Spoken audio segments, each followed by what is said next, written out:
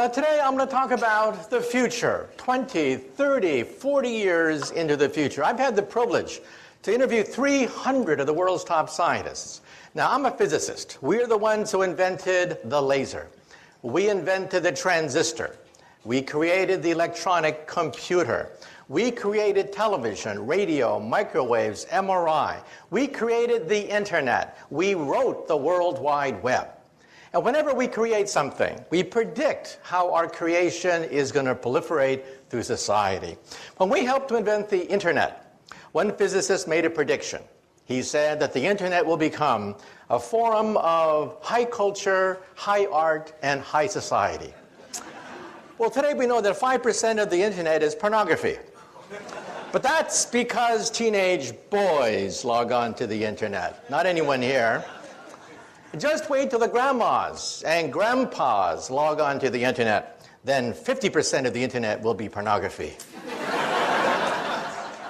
Let me also say that when I was just a little bit younger than you guys, I was fascinated by physics. For me, physics was the way to go. So when I was in high school, I went into my mom and I said, "Mom, can I have permission to build an atom smasher in the garage? A 2.3 million electron volt electron particle accelerator." And my mom looked at me and said, "Sure, why not? And don't forget to take out the garbage." So I took out the garbage and I went to Westinghouse and I got 400 pounds of transformer steel, 22 miles of copper wire, and I built a 2.3 million electron volt electron accelerator in my garage. The magnetic field was 10,000 Gauss. If you walked by the magnets, it was powerful enough to pull the fillings out of your teeth if you got too close to my magnets. Finally, it was ready. I plugged it into the wall socket. It consumed 6 kilowatts of raw electrical power. I can hear the crackling of all the capacitors. And then I heard this pop, pop, pop sound, and the whole house was plunged in darkness. I had blown out every single fuse in the house.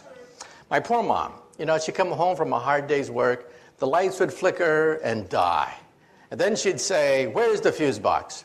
And then she'd say, "Why couldn't I have a son who plays baseball? Maybe if I buy him a basketball. And for God's sake, why does he have to build these machines in the garage? And hey, why can't he find a nice Japanese girlfriend? I mean, why does he build these machines in the garage?"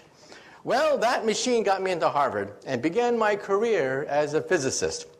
So today, I'm going to give you a guided tour of the future. However, there's a danger that sometimes we physicists know too much. Let me tell you a story and then I'll begin. Over 200 years ago, we had the great French Revolution. And one day, there were 3 gentlemen about to lose their head to the guillotine. There was a priest, a lawyer, and a theoretical physicist, just like me, about to have our heads cut off. Well, they put the priest's head on the chopping block. And they asked him, "Do you have any last words before we cut your priestly head off?" And the priest said, "Yes, yes." He said, God from above, he shall certainly set me free." Well, all eyes were on the blade. They raised the blade. The blade came down, swish, and it stopped right before it hit the neck of the priest. Well, the mob had never seen this before. They were shocked. They said, "God has spoken. Let the priest go." And now let's see about the lawyer. Yes, the lawyer. Now the bloodlust was starting. Yes, the lawyer. They put the lawyer's head on the chopping block and they asked him, "Do you have any last words before we cut your lawyerly head off?" And he said, "Yes." He said, "Maybe the spirit of justice. Yes, justice and mercy. She shall set me free." Well, they raised the blade.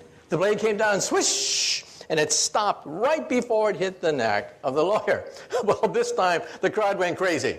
They said, "Let there be a national holiday. Today, God has spoken. Justice, mercy have spoken today." And now let's see about that theoretical physicist. Well, they put the physicist's head on the chopping block and they asked him, "Do you have any last words before we cut your head off?" And he said, Yeah, I got some last words. And he said, "I don't know too much about God, and I know even less about the law, but I do know one thing. If you look up, you'll see that the rope is stuck on the pulley." And then he said, if you remove the rope, the blade should come down real good. Big mistake. Big mistake. Well, the rope came down, the blade came down, and the poor physicist's head came down. And the moral of the story is, sometimes we physicists have to know when to keep our mouths shut, okay? But nonetheless, let me give you a guided tour through the future. Because I've had a chance to interview over 300 of the world's top scientists. These are the people inventing the future. First of all, let me say that if you get cable television, you get the Science Channel. On the Science Channel, starting December 1st, as it was mentioned, my book, Physics of the Impossible, is going to be appearing as a weekly TV series that I'll be hosting. Watch for it December 1st, every week after that. They call it Sci-Fi Science, Physics of the Impossible. So let's talk about that. First of all, how do we scientists know what's going to happen 10, 20 years in the future? How can we be so confident? Well, first of all, this is Moore's Law. On a log chart, you see that computer power doubles every 18 months. Now, what does that mean? This means that when you get a birthday card in the mail, you open it up, and there's a chip in it. And the chip sings, "Happy birthday to you." Well, that chip has more computer power than all the Allied forces of 1945. Hitler, Eisenhower, Churchill would have killed to get that chip. And what do you do with that chip? You throw it away in the garbage.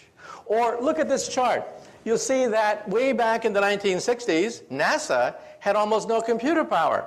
Your cell phone today, one cell phone today, has more computer power, according to this chart, than all of NASA when they put 2 men on the moon. This means that if cars obeyed Moore's Law, cars today would cost 10 cents. This means that when you park the car, you wouldn't even bother to put a quarter in the meter. The meter costs more than the car.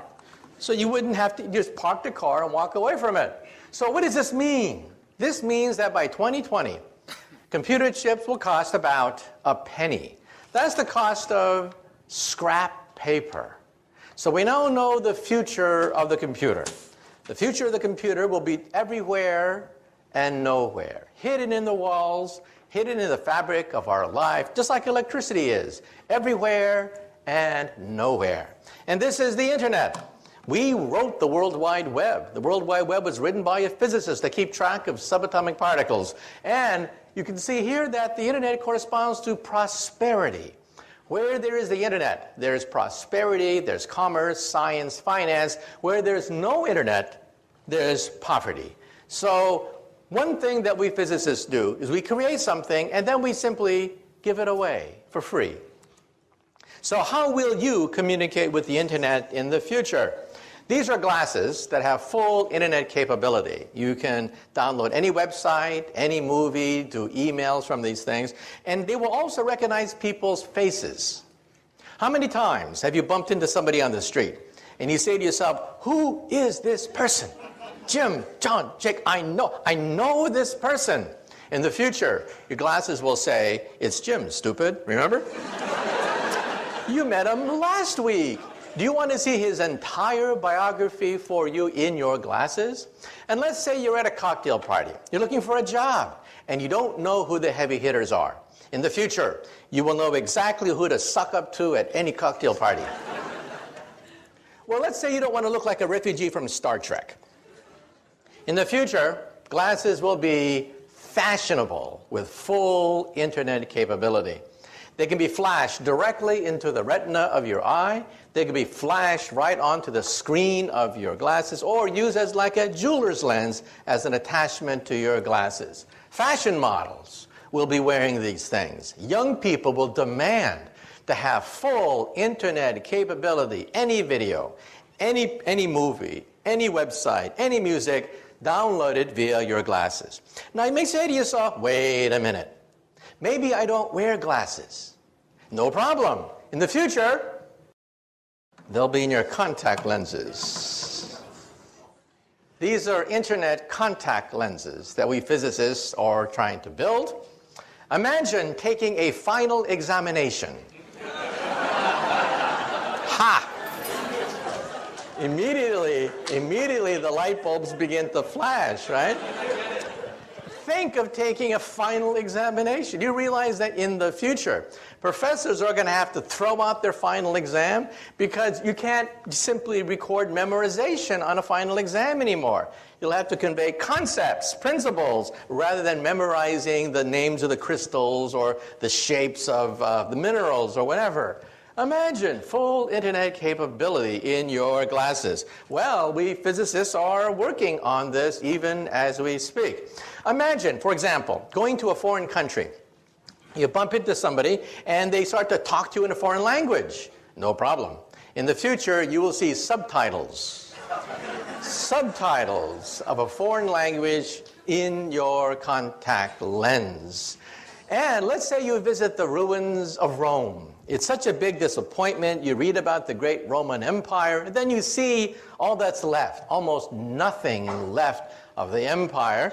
You go to the Roman Forum, and you only use imagination, thinking of Julius Caesar and Mark Antony at the Roman Forum. No problem. Your contact lens will recreate the full animation of the height of the Roman Empire as you walk through the ruins. This is called augmented reality, not virtual reality, a mixture of reality with animation, with subtitles, with translations. Let's say you're driving a car. Your contact lens will give you exactly how fast you're moving, how much gas you have, and will even point out landmarks as you are driving. GPS, all of that, without ever having to leave the steering wheel of your car. So this is what happens with Moore's Law. That computer chips will cost a penny, like electricity. They'll be everywhere and nowhere. When you walk into a room today, what do? You look for the light switch, right? The first thing you do is you look for the light switch. You assume the walls have electricity, even though it's invisible. In the future, when you walk into the room, the first thing you will do is look for the internet portal. You will assume the room is intelligent. So this is your cell phone of the future. This is how you will communicate with others. One screen for any video, one screen for any website, one screen for any movie that's ever been done. You'll access the entire database of the planet Earth almost for free. And let's say you have a BlackBerry. You know how tiny that BlackBerry's a typewriter is? Well, in the future, we'll have e-paper. You'll simply scroll out paper, which is intelligent, and you'll type on that sheet of paper. So your cell phone is an entire PC. In fact, it has more power than a supercomputer of today. In fact, wallpaper will be so cheap that when you put up wallpaper, it'll be intelligent. Wallpaper will be as intelligent as your computer today. This is your living room of the future. This is how you will communicate with people. Let's say you're on a college campus, and let's say it's Friday night, and you do not have a date. We all know what you do. You get stone drunk. In the future, you'll go up to the wall screen, and you'll say, "Mirror, mirror on the wall, who's available tonight?" The wall screen will then contact all the other wall screens that are out there. The wall screen knows exactly the kind of person you like, physical characteristics, age, whatever, and hook you up to whoever else is looking at their magic mirror and saying, "Mirror, mirror on the wall." Then you'll go out and have some fun, come back to your apartment, and then you want to see a movie. So you'll say to the wall screen, "Mirror, mirror on the wall, we want to see Casablanca, except remove Humphrey Bogart's face and put my face instead. And remove Ingrid Bergman's face and put my date's face instead."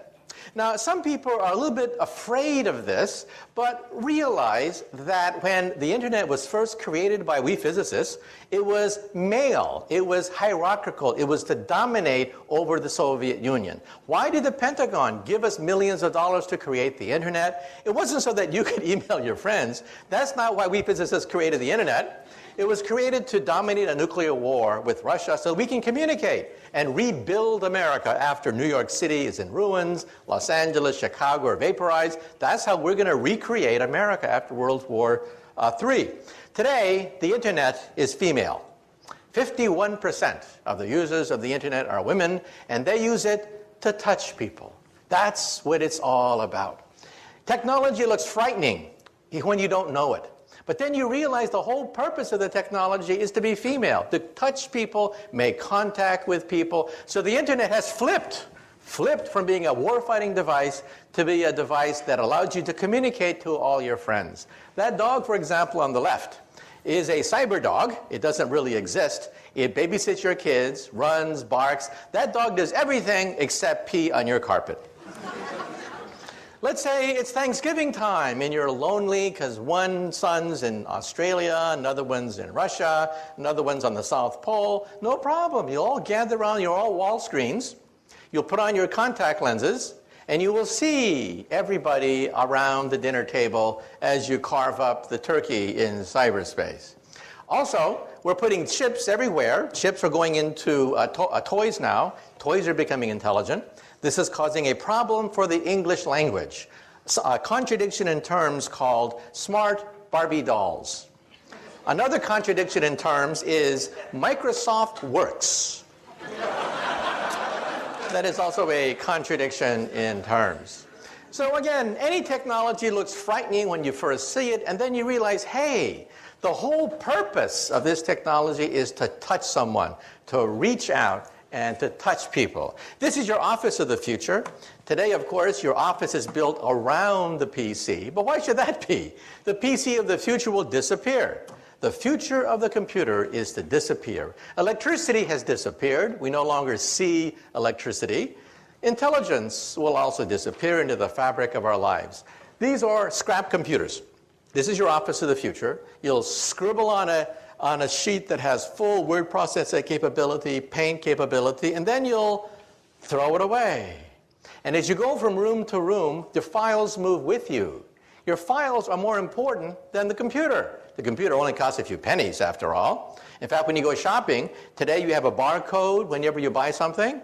In the future, instead of having a barcode, it'll have a chip. The chip will cost less than the barcode of the future. And so this is how you will move from office to car, car to home, home to office. The software follows you seamlessly everywhere you go. This is your cubicle of the future. This is how you will operate. And like I said before, if you don't like to be in a cubicle, you just talk to the wallpaper. The wallpaper is fully intelligent with a screen, what have you. This is the car of the future. I had a chance to drive this car. This car has no driver. It is a driverless car. These cars have now driven hundreds of miles in the Mojave Desert without a driver. GPS is the secret to allow this car to drive. And for the Discovery Channel, they put me in the driver's seat. I started to drive the car, and then I went like this. Try to drive like this next time. This means that traffic accidents could disappear from the English language. Traffic jams, traffic accidents could disappear as the cars literally drive themselves. And let's talk about health. Health is going to be turned upside down. First of all, when you go to the doctor, your doctor will be in your toilet. You'll go to the doctor 3 times a day. The doctor will analyze your body fluids, and it will tell you that you eat too much animal fat, too much salt, too much sugar in your diet. Isn't the future wonderful? Even your toilet will tell you that you have an unhealthy diet. Well, ladies and gentlemen, this could be the cure for cancer. Because today, if you feel something in your breast, it's too late. It's really too late. You have 10 billion cancer cells growing inside your breast. Surgery is required almost immediately. In the future, when you go to the toilet, your toilet will analyze proteins emitted from cancer colonies of maybe 100 cancer cells, not 10 billion, but 100, and tell you, oh, by the way, you'll have breast cancer in 10 years. Well, watch out, but no rush. And there'll be chips scattered throughout your bathroom, which will analyze DNA. How do I know this? Because my friends are building these chips. They're called DNA chips. Chips that allow you to scan DNA within a matter of minutes. So even as you're going to the bathroom, combing your hair, what have you, your bathroom is giving you a complete medical examination. And we now know that DNA is computer tape. Instead of zeros and ones, zeros and ones, zeros and ones, we have ATCG, ATCG. And we could read computer tape just like we read DNA. So how will we do it? Every time you blow in a glass, you leave DNA there. It will sample the DNA and scan for all your genes. I had my genome scanned. Most of my genes have been scanned, put on a CD-ROM, which I then showed to the camera. Realize that you will have this very soon. To have all your genes read today costs $50,000. Within a few years, it'll be down to $1,000. And perhaps in 10 years, it'll be maybe $100. This is your owner's manual. In your home, you have an owner's manual for your VCR, your iPod, your computer, your TV set. You have an owner's manual for everything except one thing, your body. This will be your owner's manual. In fact, when they scanned my DNA, they even told me where my ancestors came from 20,000 years ago. So I now know my family lineage out to 20,000 years. So what will it be like to go to the doctor's office? We will not only scan your DNA. If we find something wrong with an organ, we will replace it and grow another one. This is an ear, except it's made out of plastic. Plastic sponge that dissolves with time. We take some cells from your ears, seed it into this ear, and it grows. It grows, leaving a perfect ear. Then the plastic dissolves with time because it is biodegradable. Here's bone on the left, ears on the right. Today, we can grow bone, blood, skin, cartilage. We can grow noses, ears, blood vessels, heart valves. The first bladder was grown 3 years ago. The first windpipe was grown just a few months ago. And we will grow the first liver perhaps in 5 more years. So for you alcoholics in the audience, there's hope. If you can hold on for 5 more years, you may be able to have your own liver. So let's now have the first DVD where we're now going to go into the hospital of the future. What it will be like if we can grow organs by seeding it with cells. What will it be like if surgery is done in 3 dimensions? So let's have the first video from the Discovery Channel, a program that I hosted called 2057, 50 years from now.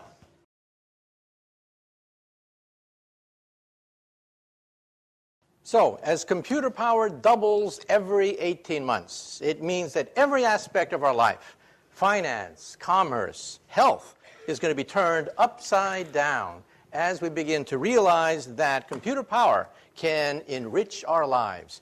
This is the world's first bladder, a human bladder that was grown from a young girl's own cells and implanted into that young woman. That was 3 years ago, a development at Wake Forest University where we taped changed history. And within 5 years, we hope to have the first pancreas, the first liver, perhaps even the first kidney. These are the frontier organs that are now being looked at to be grown in the laboratory. The first windpipe was grown just 3 months ago, and in mice, we actually grew an entire heart. An entire mouse heart was grown just last year. And how is it possible? Because computer power means that we can sequence genes, we can put doctors in touch with each other. It has accelerated medical advances. And now, let me say a few things about artificial intelligence. Well, one day, will we have robots, the robots that we see in science fiction? Well, this is Asimo. Asimo is the world's most advanced robot. Asimo can run, Asimo can walk, climb up stairs, Asimo can dance. In fact, Asimo can dance better than me.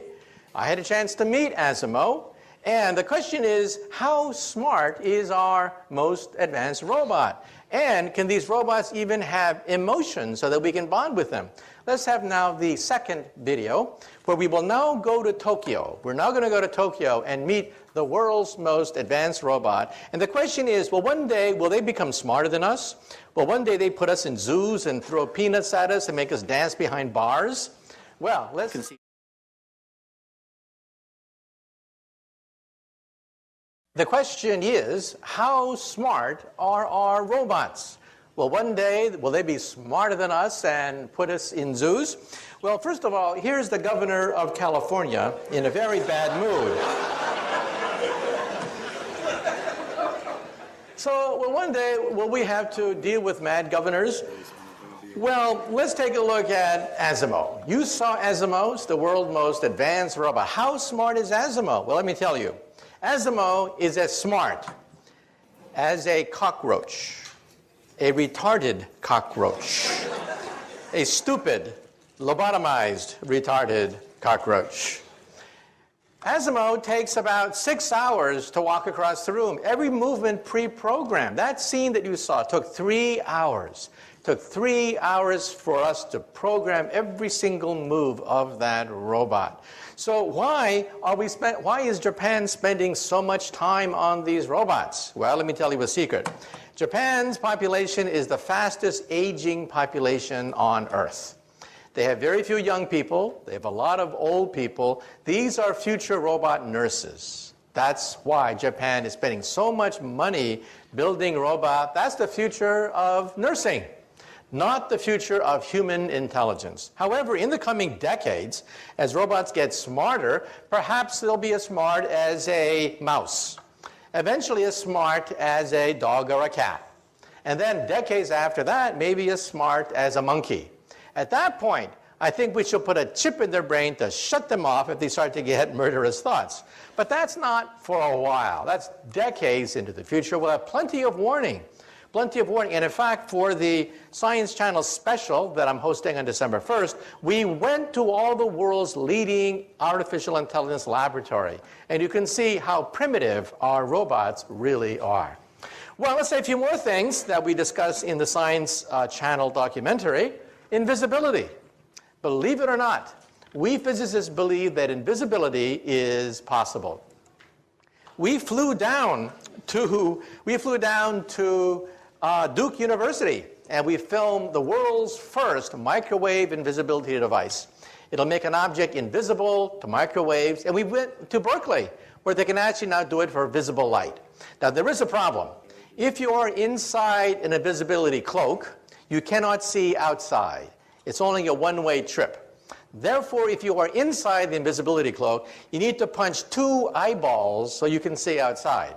So from the outside, you see 2 floating eyeballs, or here, a floating head. So remember that metamaterials allows us to bend microwave radiations around an object, just like water flows around a boulder. If you were downstream from a boulder, you don't know that there is a boulder upstream. That works for microwaves, and at Berkeley and Caltech, on a microscopic scale, they showed that it works for visible light as well.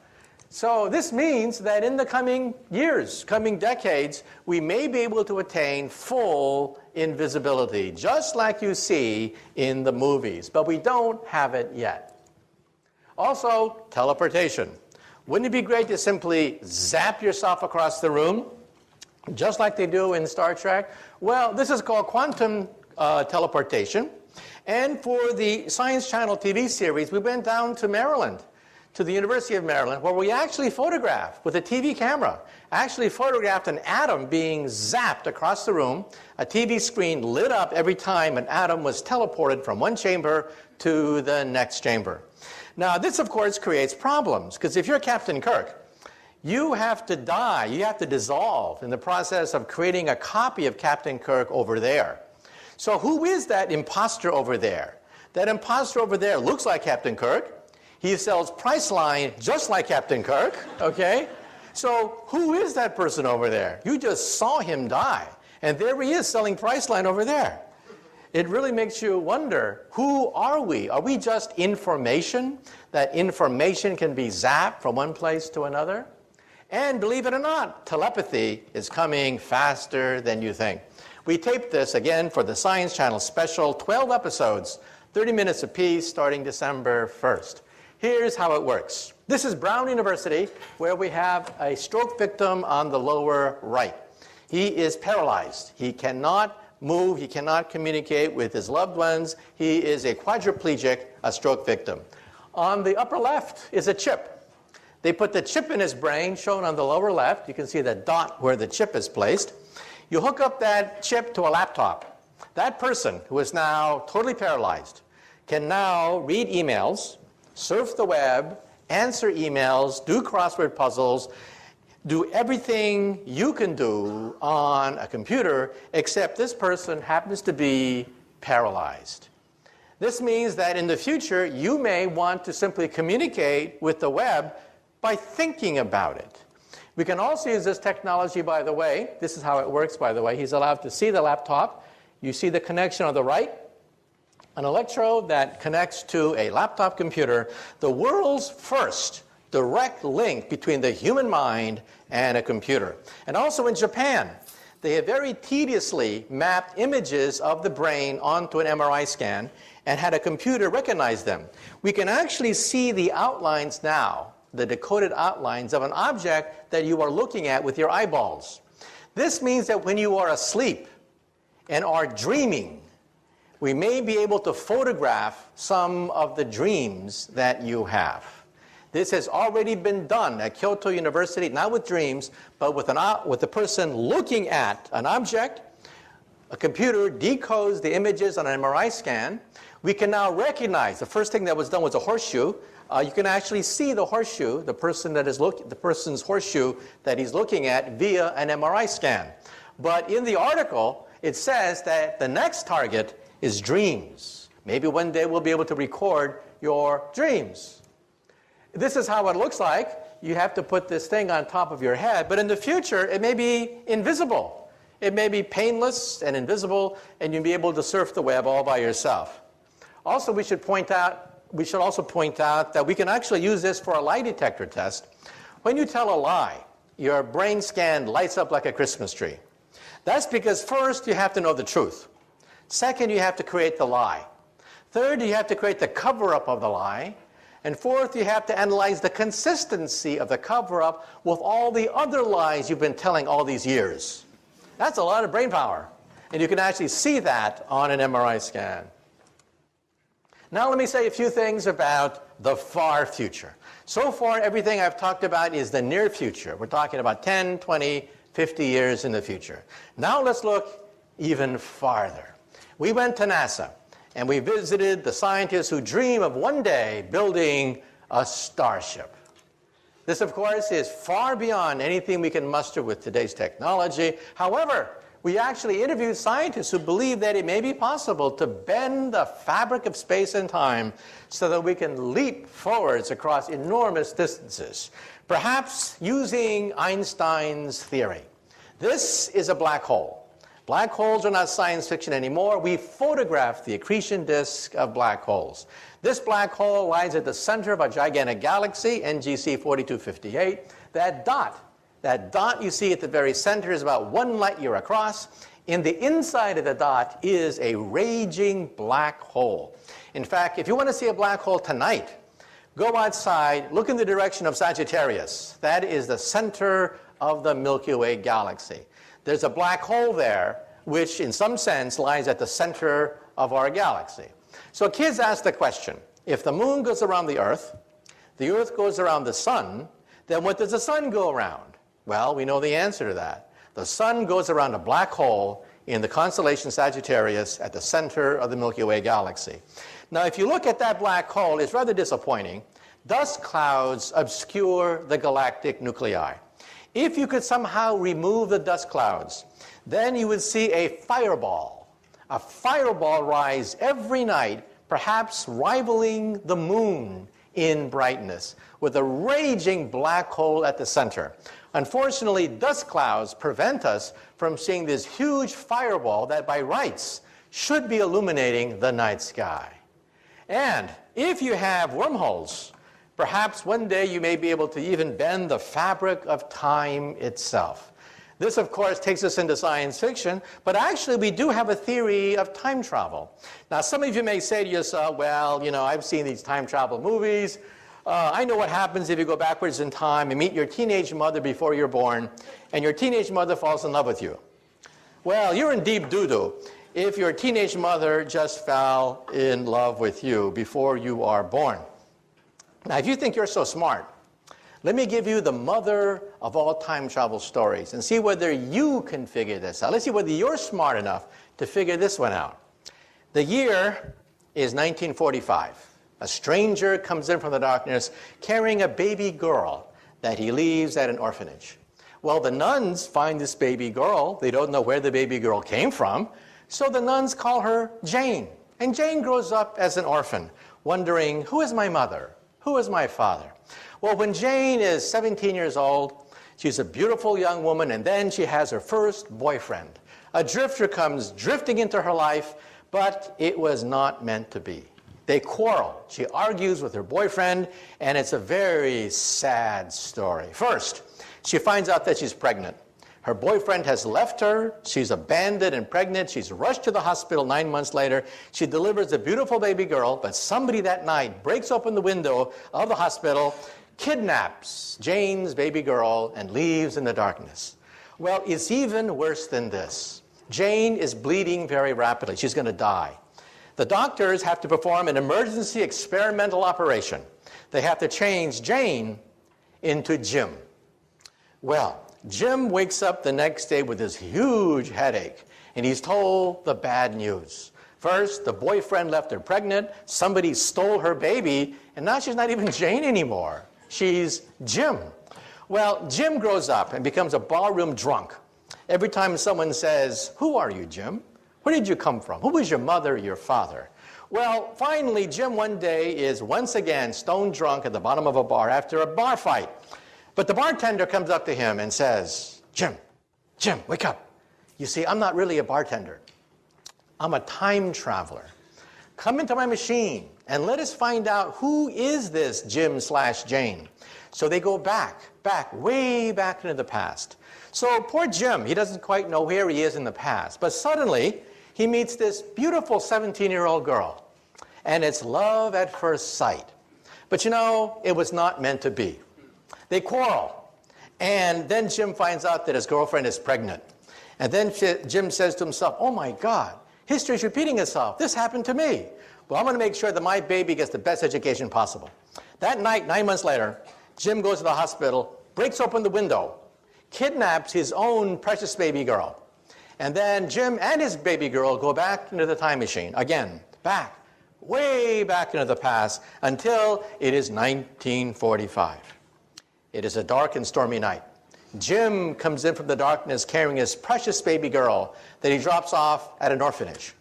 Well, the nuns don't know what to do with this baby girl they find the next day, so the nuns call her Jane. And Jane grows up wondering, who is my mother? Who is my father? I was left as a foundling on the doorstep of this orphanage. Well, Jim finally gets it together. Jim says, I don't want to be a drunk all my life. I'm going to join the Time Travelers Corps. So Jim has many heroic exploits in the annals of time. Now Jim is an old man. He says to himself, I've had a good life, but I want one final mission.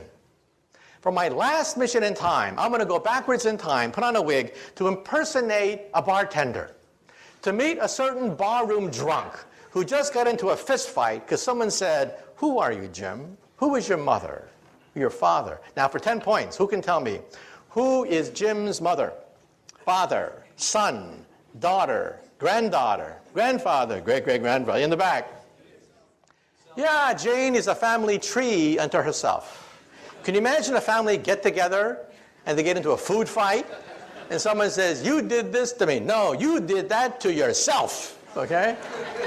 Well, we physicists think about this. This is a wormhole. This is what I do professionally. I work in something called string theory. I'm the co-founder of string field theory. And we think that perhaps the fabric of space and time can be bent. In which case, perhaps you just may be able to go backwards in time. However, the energy necessary for this is the energy of a black hole. So this is not for us anytime soon. However, 150 years ago, there was a gentleman in England, a mathematician at Oxford University, who wrote the first book on wormholes. Who was this professor of mathematics at Oxford University? Does anyone know the name of this Oxford University professor? His name was Professor Charles Dodson. He could not write under his real name because he was an Oxford professor. So what did he create? A pseudonym, Lewis Carroll. This is the world's first representation of a wormhole in the English language. written by a distinguished professor of mathematics at Oxford University who wrote under a pen name, Lewis Carroll. In fact, Queen Victoria was so enchanted by Alice in Wonderland that she wrote Professor Dodgson a letter. Queen Victoria said, please, please, please, give me your next book, which he did.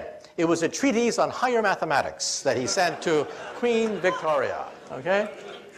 So now let's say a few things. Some people say that, well, if this is for the future, let's talk about the future, far future. When we physicists look in outer space, we don't look for little green men. When we look in outer space, we look for type 1, type 2, and type 3 civilizations. A type 1 civilization has the power of an entire planet. They are a planetary civilization. They harness the weather. They can play with thunderstorms. They play with hurricanes and volcanoes. That's type 1. Type 2 is stellar. They consume the power of a star, like the Federation of Planets on Star Trek. Star Trek would be a very typical type 2 civilization. Type 3 controls the power of an entire galaxy, like the Empire of Empire Strikes Back. Once they had William Shatner on StarTrek.com, and he was answering all the questions of the Trekkies. The Trekkies would ask William Shatner questions like, what is the fourth dimension? What is antimatter? What is a black hole? And William Shatner was getting more and more frustrated. The people at StarTrek.com said, finally, he got so frustrated, he pounded on the desk, and he said, damn it, I'm an actor. I'm an actor. I know nothing about Star Trek. I mean, about the fourth dimension, antimatter. Get a physicist. Ask me about Priceline. Anything. So they had me on later, and I had to answer all the questions of a Trekkie. Well, Star Trek is a type 2 civilization. They can barely harness the power of a star. This is type 1. A type 1 civilization is planetary. In about 100 years, we will be a type 1 civilization. What are we today? We are type 0. We don't even rate on this scale. We get our energy from dead plants, oil and coal. This is type 2. Type 2 is stellar. They control the power of a star. They are immortal. Nothing known to science can destroy a type 2 civilization. Even if their mother's star goes supernova, they can simply leave or just move the planet. And this is type 3, where they can actually play with black holes. I once gave this talk in London at the planetarium there, and a little boy comes up to me, about, age 10, real pest. He comes up to me and he yanks on my pants and he says, Professor, you're wrong. There's type 4. And then I looked down on this little 10-year-old boy, and I said to him, shut up, kid. Why don't you go play in traffic? There's a nice intersection over there. And he wouldn't go away. He just kept yanking on my pants, and he said, Professor, you're wrong. There's type 4. And I said, look, kid, there are planets, stars, and galaxies. That's it. So any advanced civilization would have to be planetary, stellar, or galactic. And he insisted, you're wrong. There's the power of the continuum. Now, any Star Trek fans out there? What civilization harnesses the power of the continuum? The cube. Very good. Now, if you did not understand what just transpired, get with the program. Get with the program, okay? It's on every Tuesday night. Get with the program, for God's sake, okay? So one day, will we be able to harness this fantastic power, the power of the 11th dimension? This is my domain. This is what I work on. I work on string theory. We're going to begin to test the string theory starting next month. Watch for it. End of November, beginning December, they're going to crank up the biggest machine of science ever created, the Large Hadron Collider. And we're going to be able to test the periphery of this theory starting next month outside Geneva, Switzerland. It'll take years, of course, to analyze the data. However, let me also say that when we look at the Earth from outer space, we see that the Earth sits in this gigantic bubble. You see, our Earth also radiates. We radiate radio and television for 50 years. Surrounding the Earth, there is a sphere, 50 light years in radius, expanding at the speed of television, containing our finest cultural archives, the noblest achievements of the human creative spirit, like I Love Lucy, Leave It to Beaver, and now joined by the immortal classics, Beavis and Butthead, Part 2, and Dumb and Dumber, Part 2. And any star within 50 light years of the Earth will pick up our cultural emissions, and they'll be convinced there is no intelligent life on the Earth. So anyway, let me now wind up. A few years ago, I spoke at the Einstein Centennial, a great honor, but my favorite Einstein joke is as follows. When Einstein was an old man, he was tired of giving the same talk over and over again. So one day his chauffeur came up to him and he said, "Professor, I'm a chauffeur, but I'm actually a part-time actor. I've memorized your talk. I've heard it so often. I've memorized it. So why don't we switch places? I will put on a mustache and a wig, and I'll be the great Einstein, and you can be my chauffeur and take a break." Well, Einstein loved the joke, so they switched places. So the chauffeur gave these talks all over the world, these fantastic talks with all the theatrical flourishes. Well, one day, a mathematician in the back asked a very difficult question. And then Einstein thought, oh, the game is up. But then the chauffeur said, "That question is so elementary that even my chauffeur here can answer it for you." Okay, thank you very much. Thank you very much. It's been a great audience. Thank you. Right. Thank you. Oh, yeah, thank you, question. Yeah. A few questions.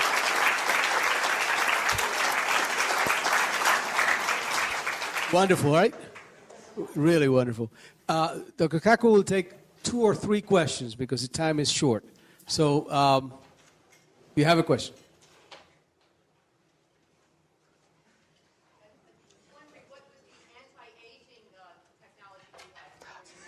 Okay. Let me say 2 things. I have a whole chapter in my book, Visions, about the aging process. First of all, if you go to a drugstore, you see all this advertisement, anti-aging this, take 10 years off your face, 10 years that. How can the FDA allow all these fraudulent claims to being made? So I actually interviewed an FDA official. He said, the Food and Drug Administration can only monitor things that penetrate the skin. Medicines that penetrate the skin. Anything that does not penetrate the skin, they cannot monitor. But then, if it doesn't penetrate the skin, it doesn't work. So in other words, you can only lie through your teeth as long as it doesn't work. Let me repeat that again. According to federal law, you can make any statement you want about take life, take 10 years off your face, whatever, anything you want, as long as it doesn't penetrate the skin, as long as it doesn't work. Now, let me tell you the science. We went to MIT and we interviewed the discoverer of a rather important gene that's creating headlines. Oprah Winfrey devoted a show to it. 60 Minutes devoted to a show to it. It's called SIR2. It is a gene and a protein that seems to mimic caloric restriction. Now, there is one and only one way of multiplying the lifespan of an organism, all the way from yeast cells, spiders, insects, mice, rabbits, dogs, cats, monkeys were analyzed, and the results came out front page of the New York Times about 2 months ago. If you starve yourself and consume 30% less calories, you live 30% longer. Now, how many of us want to starve ourselves? But the genetic mechanism of that is gradually being worked out. It turns out that the human body, or any organism, has 2 choices. One is, if you undergo famine, you have to hunker down, eat less, lower metabolism, and just ride out the famine. The other one is consume all you want and have children. So a body has 2 choices. Animals mostly suffer famine. Famine is a normal state of most animals. So animals do this all the time. They hunker down, eat less, reduce metabolism, and ride out the period of famine until they can gorge themselves and have children. Well, you found the gene, SIR2, which actually mimics that behavior without having to starve yourself. Now, is it the fountain of youth? I interviewed the guy who discovered it, and he said, no. Don't believe the hype. However, he said, once we do find the fountain of youth, it may be part of it. So the point I'm raising is we're now working out the genetics of the aging process. Did you know, for example, that some animals don't die? Crocodiles, alligators, flounders, they just keep getting larger. They don't die at all. They're just as vigorous at 70 as they are at 5. So how come your textbook says that the crocodiles die at age 70? That's because the zookeeper died at age 70, okay? Crocodiles just keep on going. They have no known finite lifespan. They simply get bigger. So in the animal kingdom, it's not necessary to die or age. They just keep getting bigger. That's why you don't see gigantic crocodiles, is because they die of starvation, accidents, or disease. But they have no finite lifespan. So it's not necessary to die. They're just as vigorous with no aging. So the short thing of it is, A, it's still a long ways to go. However, B, we scientists are now seriously looking at the possibility of retarding the aging process. We do not, I repeat, not have the fountain of youth. However, as one scientist said, I regret the fact that my generation may be the last generation to die. Well, I think that's an exaggeration. I think people will be dying for quite a while into the future. But it does mean that real progress is being made in the aging process, which is something I could not have said a few years ago. How about you? Your desire to prove Einstein's theory correct. How close are you? Well, we want to go beyond Einstein, because Einstein's theory breaks down at the center of a black hole and at the instant of creation. Einstein's theory makes no sense whatsoever. We need a higher theory. The only higher theory which includes the quantum theory and Einstein's theory is string theory. It is the only game in town. Some people say, well, if I don't like string theory, give me an alternative. And the answer is, there is none. It is the only game in town. You either work on string theory or you just work in the wilderness. So next month, we're going to begin to crank up the Large Hadron Collider. Now, the Large Hadron Collider will not eat up the Earth, as some people claim, because every day, cosmic rays from Mother Nature, rains radiation on the Earth more powerful than anything we can create with this pea shooter called the Large Hadron Collider. So we're going to begin to test the periphery of the theory. The theory itself is too difficult to test directly, but we hope to find indirect proofs by looking for what are called sparticles. Sparticles are superparticles, a new class of particles that we hope to create with the Large Hadron Collider. And again, it'll take a few years to analyze the data, but the machine will be cranked up next month. By the way, I just spoke in Texas last month, and the people in Texas know that they had the Super Collider to be built outside Dallas, Texas. The Super Collider was to be 3 times bigger than the Switzerland machine. So how come it's not based in the United States? How come we have this brain drain to Switzerland? Well, it's because in 1993, there were cost overruns on the Super Collider, and in the last day of hearings, a congressman asked a physicist in the last day of hearings, quote, "Will we find God with your machine?" On the last day of hearings. Everything hinged on this one answer. So the poor professor of physics said, "We will find the Higgs boson." At that point, you could hear all the jaws hit the floor of Congress. $11 billion for another goddamn subatomic particle. The vote was taken the next day, and our machine was canceled. And that's why we have this brain drain to Switzerland right now. Since then, we physicists have been replaying that question over and over and over again in our minds. How should we have answered that question? Well, I would have said this. I would have said God, by whatever signs or symbols you ascribe to the deity. This machine will take us as humanly possible to his or her greatest creation, Genesis. This is a Genesis machine. It'll recreate on a tiny scale the most momentous event in the history of our universe, its birth. Instead, we said Higgs boson, and our machine was canceled. I should hope that the next time we get asked that question, we think about the answer a little bit more. Okay, one last question. Last question. About right there.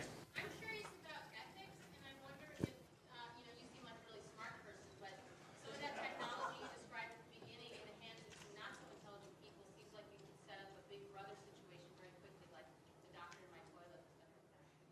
Okay, first of all, when people ask about 1984, I had a chance to go back to 1984, rereading it again when I was writing my book, Visions. And I realized something. The internet could have been a device like what happened in 1984.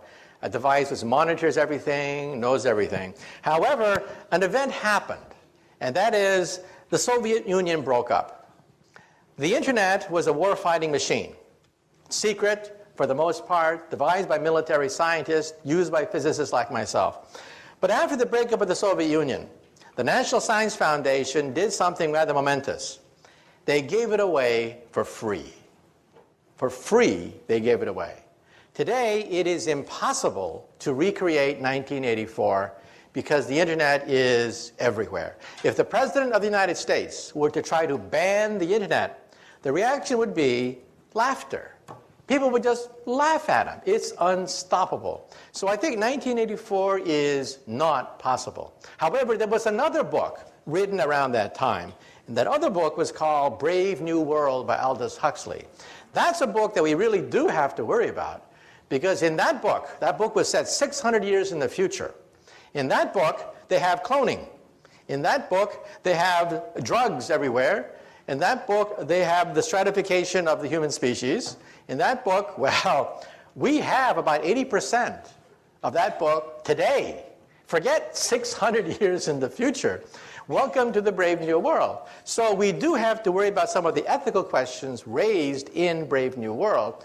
But as far as the problem of computers, the problem is not Big Brother. The problem is Little Brother. Every nosy busybody can get on the internet and finds all sorts of information on you. And in the future, if someone wants to find out about who you are, they'll go to your barbershop and get some of your hair follicles and sequence your entire genome. This means that the National Enquirer, instead of getting photographs of Brad Pitt, will have his entire genome read by getting some of his, his hair, and it's going to create a huge problem of genetic privacy. Today, if you have a matchmaker, one of the principal purposes of a matchmaker is to look for hidden diseases inside your family tree. Well, in the future, all a matchmaker has to do is go to your barbershop and can find all sorts of genetic diseases inside your family tree. So genetic privacy is going to be a problem because DNA sequencing is so advanced, and it only costs a few $100 to analyze every single gene in your body. Okay, well, thank you very much. Thank you very much. Been a great crowd. Thank you. Thank you.